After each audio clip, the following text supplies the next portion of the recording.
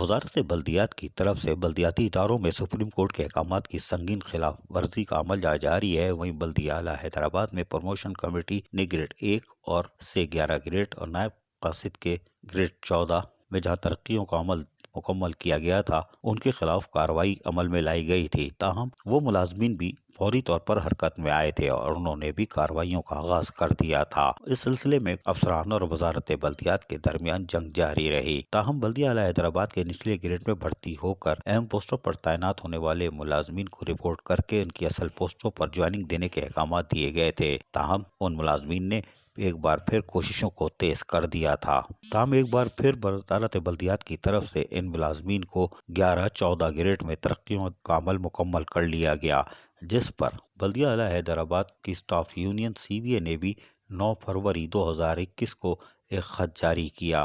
جس میں کہا گیا ہے کہ ادارے کے 11 ملازمین جنہیں گزشتہ 2.5 سالوں سے بلا وجہ DPC سے محروم رکھا جا رہا تھا اور ان ملازمین کے لیے حکومت سندھ کی جانب سے کئی حکم نامے آ چکے تھے، ان ملازمین کو DPC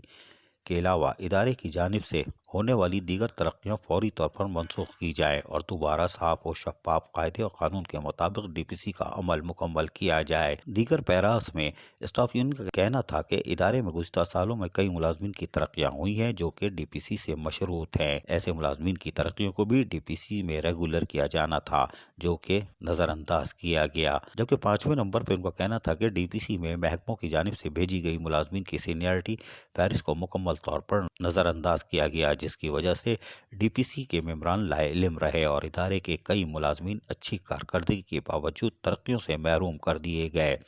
یونین لہٰذا مطالبہ کرتی ہے کہ فوری طور پر آفس آرڈر نمبر G35/2021 موقع 4 فروری 2021 کو منسوخ کیا جائے، جبکہ اسٹاف یونین نے دیگر تمام ضروری کاغذات لگا کر سیکرٹری بلدیات local government fund audit Hyderabad کو بھی روانہ کر دیا ہے۔ عزیز عارف، KBS بلدیاتی نیوز۔ ایسی ہی خوبصورت ویڈیوز فیوچر میں حاصل کرنے کے لیے ریڈ بٹن پر کلک کر کے اور بیل آئیکن کو پریس کر کے ہم سب کے سبسکرائبر بننا مت بھولیے۔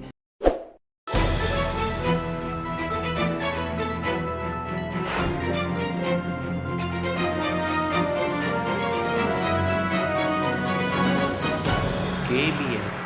بلدیاتی نیوز۔